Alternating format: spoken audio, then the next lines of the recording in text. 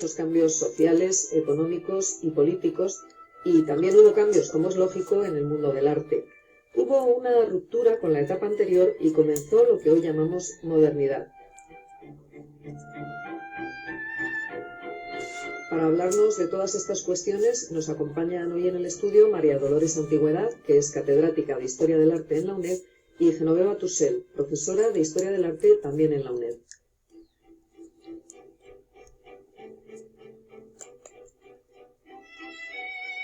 María Dolores, Genoveva, muy buenos días y bienvenidas a Sin Distancias. Buenos días. Buenos días. Bueno, si hablamos del arte del siglo XIX, estamos hablando de la ruptura con el clasicismo y de los inicios de la modernidad, ¿no? Sí, realmente entramos en un ámbito que, aunque se puedan discutir cuáles son los límites, o sea, cuándo empieza la modernidad, cuándo no, evidentemente el siglo XIX es todo un proceso de evolución, de revisión de ese clasicismo y de alguna manera de ruptura con ese canon establecido. A lo largo de los años van a cambiar muchas cosas, siempre con una visión absolutamente histórica, de recuperación de la historia para buscar nuevos recursos. Lo que está claro es que todas las manifestaciones artísticas, desde prácticamente muy temprano, van a romper con ese canon establecido que ha ordenado o ha dirigido las artes prácticamente desde el Renacimiento. La Edad Media, el arte árabe o islámico, pues realmente se convierte en un recurso más que añadir a todas las manifestaciones artísticas. Porque hay ese deseo de partir de cero, de buscar los orígenes del arte y todas esas manifestaciones que la historia nos permite. De alguna manera, el arte del siglo XIX es la fascinación por la historia, por todo lo que ha sucedido, ¿no? Para convertirlo en nuevos ingredientes para esa evolución artística. Y lo primero, pues supuestamente es la ruptura con el clasicismo, que es uno de los fenómenos más interesantes y que va a dar lugar a un nuevo enfoque de las artes. De alguna manera, la apertura a la modernidad. La apertura a la modernidad, podríamos decir que es la que da lugar a todos los ismos. Bueno, en el siglo XIX tienen lugar cambios muy importantes que luego abrirán paso a todos los ismos posteriores. Por ejemplo, las vanguardias no se entienden sin cosas que suceden en este momento. Cambios importantes en el arte, apertura a nuevos temas que se interpretan de manera diferente. La pintura ahora, por ejemplo, trata de unos personajes nuevos, ya no son esos grandes héroes, a veces temas grandes de la historia, sino que se abre más hacia la burguesía, por ejemplo. Entonces se producen cambios que sin duda determinarán mucho el arte que vendrá más adelante. Para descender, digamos, a algo más concreto, podemos quizás explicar estos cambios que se producen a lo largo del siglo XIX con un artista concreto o con una obra concreta. No sé qué os parece esta propuesta que os hago. Sí, yo creo que sí, que hay obras que siempre se suele decir que son prácticamente iconos, ¿no? de esos pasos hacia adelante. Vamos un poco a retrotraernos, yo creo que incluso casi hacia por ejemplo, el romanticismo, ¿no?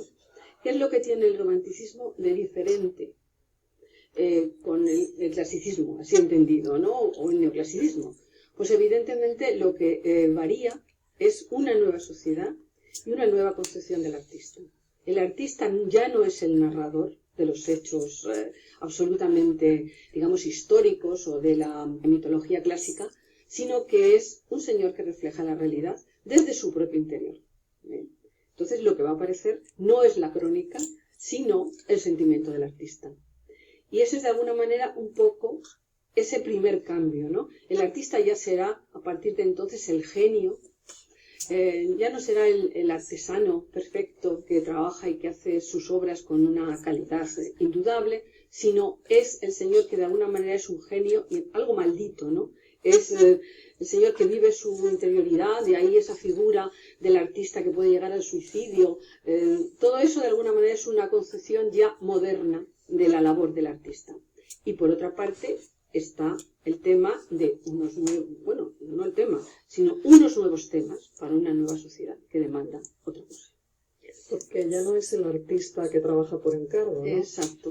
Puede trabajar por encargo porque hay un mercado, pero también es el artista que vuelca su interioridad en la obra y que refleja ese sentimiento, que por otra parte es una constante. O sea, va a ser una continuidad. Y bueno, luego ya podemos hablar de lo que supone el realismo, de lo que es el impresionismo, es decir, que son cosas que se van incorporando a ese nuevo enfoque o esa nueva concepción de las artes.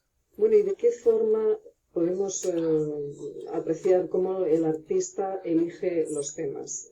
¿Qué tipo de temas son los que se tratan en esta etapa? Pues son temas radicalmente, son diferentes a lo anterior. Se abandona un poco todo lo que son esos grandes temas de historia, de héroes triunfales, y ahora la pintura se fija mucho más en temas que tienen más que ver con la vida cotidiana, con la burguesía, un tipo de personajes que antes no tenían a lo mejor cabida en el gran arte académico, pero que ahora comienzan a reflejarse en las obras. Por ejemplo, no hay más que ver la pintura de Courbet, el estudio del pintor, el entierro de Ornans. Aparecen personajes, digamos, pues personajes comunes de la burguesía, personajes del pueblo, etcétera, etcétera. Ya no son esas representaciones, digamos, académicas donde aparecen grandes personajes. Se refleja la vida cotidiana entonces, ¿no? Efectivamente. Bueno, y también nos encontramos con que se tratan temas clásicos, pero desde luego de una forma completamente innovadora, ¿no? Que no tiene nada que ver con la etapa clásica anterior, ¿no? Sí, aparecen temas, por ejemplo, nada más que fijarse en la Olimpia de Manet, un tema que en un primer golpe de vista parece una temática clásica, un gran desnudo, reclinado, pero que luego, fijándonos mucho más en lo que es el tema, ya vemos que es más una mujer que está esperando al amante, la criada que está detrás, es decir, nos acerca mucho más al tema y ya vemos una cotidianidad que está lejos a lo mejor del tratamiento clásico habitual en esa temática. De hecho, este cuadro creo que supuso un escándalo en su momento, ¿no? Sí, la Olimpia de Manet realmente parece un atrevimiento. O sea, presentar una Venus como prácticamente una prostituta que espera al cliente y además, hay que pensarlo, ofrecida como en un escaparate. O sea, ese punto de vista es realmente lo que es más chocante y lo que resultó más escandaloso, ¿no? Porque ya habíamos visto otra manera de incluso de representar los desnudos, ¿no? Hay que recordar, por ejemplo, a Ingres. De alguna manera esos desnudos de Ingres son como muy académicos. Son, sin embargo, una manipulación del clasicismo, así entendido, ¿no? Y también tienen ese punto de vista, es conducir al espectador a mirar de determinada manera a esas mujeres, ¿no?